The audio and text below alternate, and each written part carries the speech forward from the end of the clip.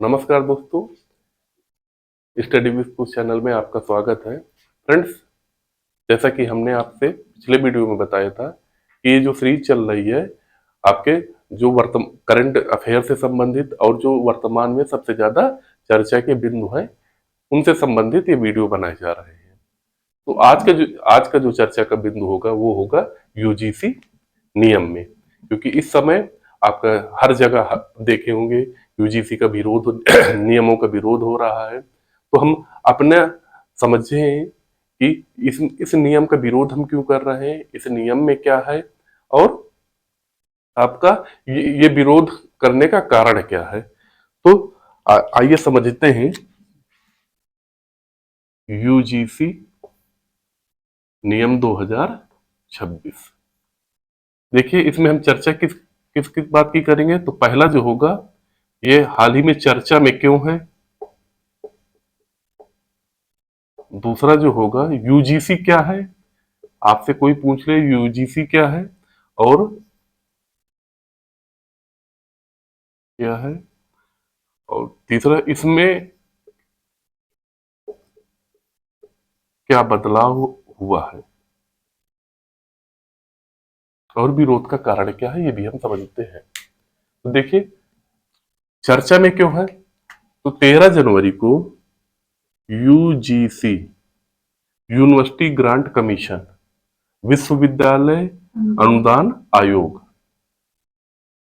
University grant commission विश्वविद्यालय अनुदान आयोग ने आपका 13 जनवरी को एक नियम नियम आपको पारित किया है, जिसमें से उस नियम को क्या कहा गया है, promotion of equity in higher education institution और रेगुलेशन 2026, जिसे हिंदी में कहेंगे समता समता के संवर्धन से संबंधित विनियमन 2026।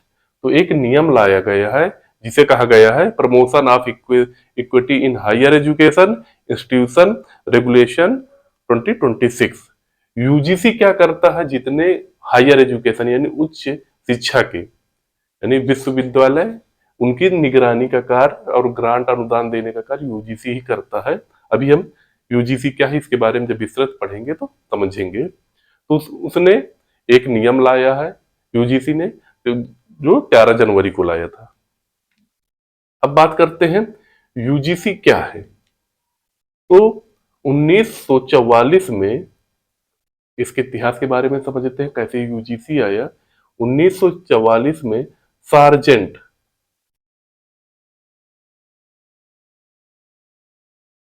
सार्जेंट आयोग ने सिफारिश किया था कि उच्च शिक्षा के लिए आपका एक आयोग की गठन होना चाहिए, जिसके परिप्रेक्ष्य में 1945 में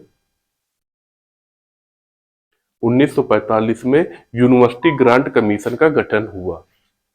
1944 में सार्जेंट आयोग का गठन हुआ था। तो क्वेश्चन ये भी पूछा गया, सार्जेंट आयोग का गठन कब हुआ था, 1944 में। इस आयोग ने सिफारिश किया कि ये आयोग किससे संबंधित है, पहले तो उच्च शिक्षा से संबंधित है। हायर एजुकेशन का मतलब क्या होगा, जो आपके बीए बीएससी और आपके विश्वविद्यालय जितने भी है, विश्वविद्यालय और महाविद्यालय, वो हायर एजुकेशन पे आते हैं। जैसे आपका इंटर तक हो गए, माध्यमिक में हो गए, इससे ऊपर वाले जो हो गए हाई उच्च उच्च शिक्षा वाले हो गए। तो उच्च शिक्षा से संबंधित है सार्जेंट आयोग, जो 1944 में आया था। तो सीधा सा क्वेश्चन पूछा जाता है, सार्जेंट आयोग का संबंध किससे है, उच्च शिक्षा से है। कब आया था, 1944 में आया था। इस आयोग ने कहा था कि उच्च शिक्षा जो विश्वविद्यालय के लिए आपका एक कमेटी होनी चाहिए। उसी के परिप्रेक्ष्य में 1945 में आपका यूनिवर्सिटी ग्रांट कमेटी का गठन हुआ था। और ये कमेटी 3 विश्वविद्यालय, आपके इलाहाबाद विश्वविद्यालय, अलीगढ़ विश्वविद्यालय और बनारस विश्वविद्यालय, इनकी निगरानी करते थे। इसी के क्रम में आगे 1948 ईस्वी में यूनिवर्सिटी एजुकेशन कमेटी गठित हुई है। 1948 में यूनिवर्सिटी एजुकेशन कमेटी गठित हुई है। उसने कहा कि ठीक है आपकी जो कमेटी गठित हुई है यूनिवर्सिटी ग्रांट कमेटी, ये चलती रहे, लेकिन यह कार्य करे आपके जैसे यूके ब्रिटेन की जैसे विश्वविद्यालय कार्य करते हैं वैसे कार्य करे। फिर से एक बार समझते हैं, 1944 ईस्वी में सार्जेंट आयोग ने सिफारिश की थी कि जितने भी विश्वविद्यालय की निगरानी करने के लिए एक आपका आयोग का गठन होना चाहिए। तो उसी क्रम में 1945 में आपका यूनिवर्सिटी ग्रांट कमेटी गठित हुई है, ठीक है। उस और इसी कमेटी की निगरानी में आपके इलाहाबाद विश्वविद्यालय, बनारस विश्वविद्यालय और अलीगढ़ विश्वविद्यालय आपका है निगरानी में कार्य कर रहे थे। फिर 1948 में आपका यूनिवर्सिटी एजुकेशन कमेटी गठित हुई है। ये कमेटी क्या कही, ये जो ऊपर का यानी यूनिवर्सिटी ग्रांट कमेटी जो थी वो कार्य करे, लेकिन आपका ये ब्रिटेन के जैसे ब्रिटेन की यूनिवर्सिटियों में काम होता वैसे ही कार्य करे।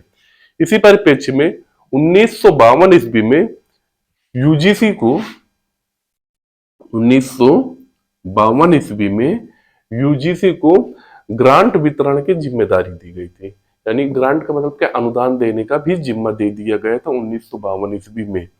फिर इसके बाद 1953 ईस्वी में औपचारिक रूप से 1953 ईस्वी में औपचारिक रूप से अबुल कलाम आजाद ने यूजीसी का क्या किया था, उद्घाटन किया था। 1953 ईस्वी में अबुल कलाम आजाद ने यूजीसी का उद्घाटन किया था, लेकिन वैधानिक दर्जा इसको 1956 में मिला था। वैधानिक दर्जा यूजीसी को वैधानिक दर्जा 1956 में मिला था। एक बार हम फिर से पुनः समझ लेते हैं। 1944 यूजीसी की कहां से आया, कैसे आया, ये समझते हैं। 1944 में सार्जेंट आयोग गठित हुआ था। इस आयोग ने सिफारिश की थी कि जो विश्वविद्यालय है, महाविद्यालय, विश्वविद्यालय, इनकी देखरेख के लिए एक आयोग कमेटी गठित होनी चाहिए।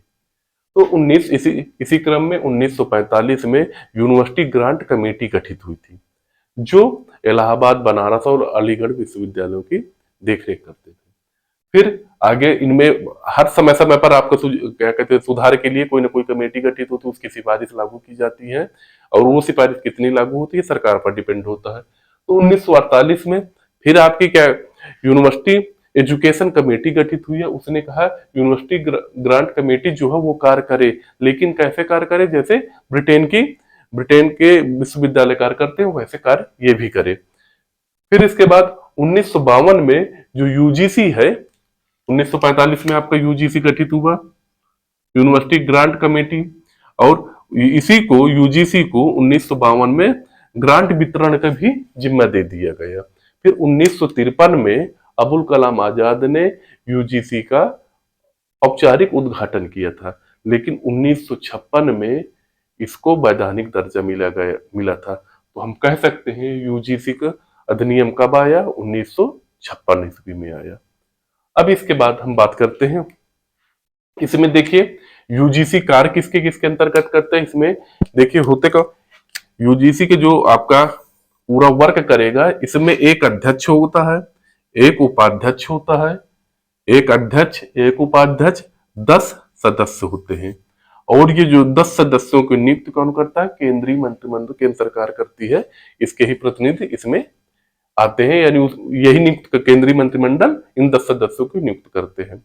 अब बात करते हैं हम, ये किसके अंतर्गत कार्य करता है, ये केंद्रीय शिक्षा मंत्रालय के अंतर्गत कार्य करता है। यूजीसी क्वेश्चन ये पूछे जा सकते, यूजीसी किसके अंतर्गत कार्य करता है, केंद्रीय शिक्षा मंत्रालय के अंतर्गत कार्य करता है। इसमें कितने सदस्य होते हैं, 10 सदस्य होते हैं। ये कहां से आते हैं, ये केंद्र सरकार द्वारा नामित होते हैं। ये आगे हम बात करते हैं, थोड़ा सा रोक दो। इसमें यानी नियम क्या आया था और इस नियम में क्या बदलाव हुआ था, जो आपका सबसे ज्यादा विवाद का कारण बना है, और ये आपके बहुत ज्यादा चर्चा का बिंदु है। देखिए था क्या कि नया नियम आया था, इसमें यह कहा गया है कि जो एससी, ओबीसी और एसटी, पहले याद रखिएगा पिछले साल आपका जो मसौदा समिति थी उसमें ओबीसी का जिक्र नहीं था, लेकिन अब जो नियम में आ गया तो उसमें ओबीसी को भी आपके माना गया है। सम्मिलित किया गया था। पहले क्या था, एससी, ओबीसी, एसटी, एससी और एसटी थे, ओबीसी को सम्मिलित नहीं किया गया था, लेकिन अब जो नियम में है ओबीसी को भी सम्मिलित किया गया है। इन छात्रों के साथ साथ में दिव्यांग भी जोड़ा गया है, महिला भी जोड़ी गई है।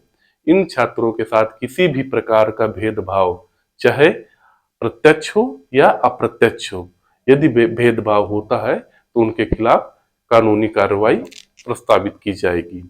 इसके लिए आपका 24/7 आपका ऑनलाइन पोर्टल उपलब्ध रहेगा।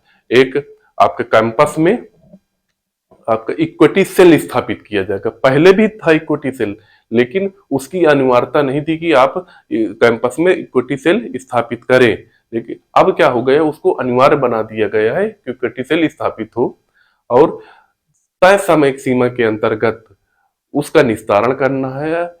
यदि नहीं हो पाता तो उस विश्वविद्यालय की मान्यता रद्द हो जाएगी।